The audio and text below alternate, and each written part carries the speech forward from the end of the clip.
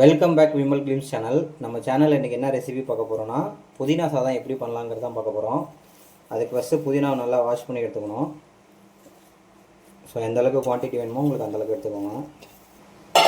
புதினா, ஒரு சின்ன துண்டு இஞ்சி, அதுக்கப்புறம் 5 பல்லு பூண்டு, ஒரே ஒரு பச்சை மிளகாய்.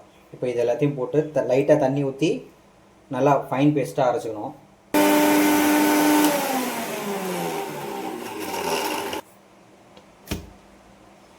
தண்ணி வந்து கொஞ்சமாக ஊற்றணும், நிறையா ஊற்றிடக்கூடாது.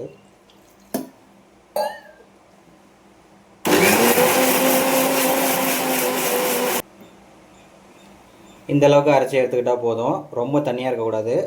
இந்தளவுக்கு தண்ணியாக இருந்தால் நம்ம அந்த ராஸ்மல் போகிற வரைக்கும் நம்ம கொதி விட்டோம்னா கரெக்டான கன்சிஸ்டன்சிக்கு வந்துடும். இப்போ நம்ம எப்படி தாளிக்கணுங்கிறத பார்த்துடலாம். இப்போ ஒரு கடாயை வச்சுக்குவோம். கடாய் நல்லா ஹீட் ஆகிடுச்சு. இப்போ வந்து நல்லெண்ணெய் ஆட் பண்ணிக்கலாம். நல்லெண்ணெய் ஆட் பண்ணுங்கள், அப்போ தான் டேஸ்ட் நல்லாயிருக்கும். ஆயில் வந்து 3லேருந்து 4 டேபிள் ஸ்பூன் ஆட் பண்ணிக்கோங்க. ஆயில் நல்லா ஹீட் ஆகிடுச்சு. ஃபஸ்ட்டு முந்திரி பருப்பு ஆட் பண்ணிக்குவோம். முந்திரி பருப்பு வந்து ஆப்ஷனல் தான், நீங்கள் வேணும்னா போட்டுக்கலாம், வேலைன்னா விட்டுக்கலாம், ஸ்கிப் பண்ணிடலாம். அப்புறம் இது கூடவே பார்த்திங்கன்னா உளுந்து, அப்புறம் வந்து பார்த்திங்கன்னா கடலப்பருப்பு. கடலப்பருப்பு வேணுங்கிறவங்க போட்டுக்கோங்க, வேணாங்கிறவங்க ஸ்கிப் பண்ணிக்கோங்க. கடலப்பருப்பு போட்டிங்கன்னா சாப்பிடும்போது அந்த கிறிஸ்பினஸ் இருக்கும். ஸோ அதனால் சாப்பிட்றதுக்கு நல்லாயிருக்கும். நம்ம போட்டிருக்க வந்து உளுந்தப்பருப்பு, கடலப்பருப்பு இது ரெண்டும் நல்லா ப்ரௌன் கலரில் வரணும்.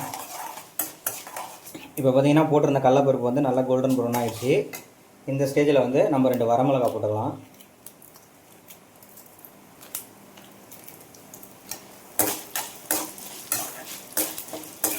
வரமிளகாய் ஆட் பண்ணோன்னே கடுகு ஆட் பண்ணிக்கோங்க.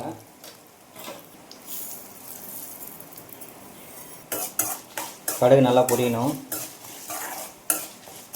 கடுகு வந்து நல்லா வெடிக்க ஸ்டார்ட் ஆகிடுச்சு. இந்த ஸ்டேஜில் வந்து கருவேப்பிலை ஆட் பண்ணிக்கலாம். ஸோ கருவேப்பிலை ஆட் பண்ண உடனே இப்போ நம்ம அரைச்சி வச்சிருந்த புதினா பேஸ்ட் ஆட் பண்ணிக்கலாம். இந்த புதினாவோட ராஸ்மல் நல்லா போகணும். ஸோ ஒரு 5 நிமிஷம் நல்லா கொதிக்க விட்டுருங்க. இது கூடவே வந்து பார்த்திங்கன்னா சால்ட் ஆட் பண்ணிக்கலாம். இப்போ இது ஒரு 5 நிமிஷம் நல்லா கொதிக்கணும். 5 நிமிஷம் நல்லா கொதிஞ்சிருச்சு. புதினாவோட ராஸ்மல் வந்து பார்த்திங்கன்னா நல்லா போயிடுச்சு. ஸோ நம்ம எந்த அளவுக்கு ஓரளவுக்கு தண்ணியாக ஊற்றிருந்தோம், இப்போ பார்த்திங்கன்னா ஒரு பேஸ்ட் மாதிரி வந்துச்சு. இப்போ இந்த அளவுக்கு வந்தோன்னே நம்ம வந்து சாப்பாட்டில் போட்டு கிண்டிடலாம். அதை எப்படி கிண்டலாங்கிறத பார்ப்போம். நம்ம சாப்பாடு வடித்து வச்சுருக்கோம். நம்ம ஆல்ரெடி கொஞ்சம் போட்டு பிசைஞ்சிட்டோம், பட் ஆனால் வீடியோ சரியாக ஷூட் ஆகலை. இப்போ நம்ம இதில் என்ன பண்ணியிருக்கோன்னா, நல்லா சாப்பாடை நல்லா விதையாக வடித்து நல்லெண்ணெய் அதுக்கு மேலே ஊற்றிருக்கோம். ஊற்றி சாப்பாடு ஆறுனதுக்கப்புறம் இப்போ நம்ம இந்த பேஸ்ட்டை போட்டு நல்லா கிண்டணும்.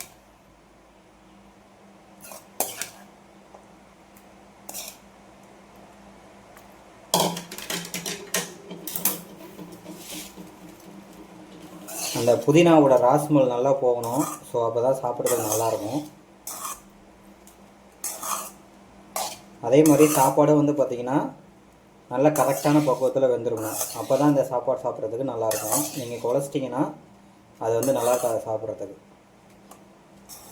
ஸோ உதிரியாக இருக்கணும் சாப்பாடு. எப்பயுமே சாப்பாடு வடித்தோன்னே நல்லா அந்த சூட்லேயே வந்து நல்லெண்ணெய் ஊற்றி நல்லா ஒரு குலுக்கி வச்சிட்டிங்கன்னா அந்த நல்லெண்ணெயோட பச்சை ஸ்மெல் இருக்காது. ஸோ சாப்பிட்றதுக்கு வந்து பார்த்திங்கன்னா அந்த நல்லெண்ணெயோட ஃப்ளேவர் நல்லாயிருக்கும். இதை கூட நம்ம வேர்க்கடலை கூட ஆட் பண்ணிக்கலாம். அவ்வளோதான். இந்த ஸ்டேஜில் நம்ம உப்பு செக் பண்ணிக்கலாம். உப்பு கரெக்டாக இருக்குது. அவ்வளோதான், நம்ம புதினா சாதம் ரெடி. இது வந்து பார்த்திங்கன்னா லஞ்ச் ரெசிபிக்கு நல்லாயிருக்கும். ஸோ நீங்கள் டைம் ஆயிடுச்சு அப்படின்னா கூட இதை வந்து டக்குன்னு உடனே ஒரு 2 நிமிஷத்தில் செஞ்சிடலாம். ஸோ இந்த மாதிரி டிஃப்ரெண்ட்டாக சின்ன குழந்தைங்களுக்கு செஞ்சு கொடுங்க, சாப்பிடாதவங்க கூட சாப்பிடுவாங்க. ஸோ இந்த மாதிரி ஏகப்பட்ட ரெசிபி நம்ம சேனலில் வரும். ஸோ மறக்காமல் வீடியோ ஃபுல்லாக பாருங்கள், சப்ஸ்கிரைப் பண்ணுங்கள், கமெண்ட் பண்ணுங்கள். இதை எப்படி பிளேட்டிங் பண்ணலாங்கிறத பார்ப்போம். இப்போ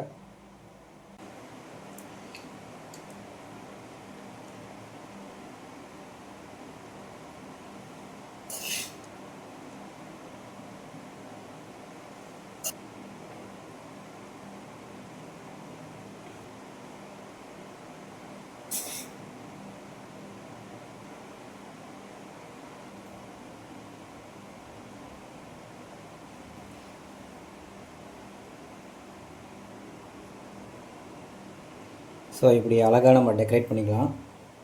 அவ்வளோதான். இந்த மாதிரி உங்களுக்கு வேறு என்ன ரெசிபி வேணுங்கிறத கமெண்ட் பண்ணுங்கள். நன்றி, வணக்கம். மீண்டும் அடுத்த வீடியோவில் சந்திப்போம்.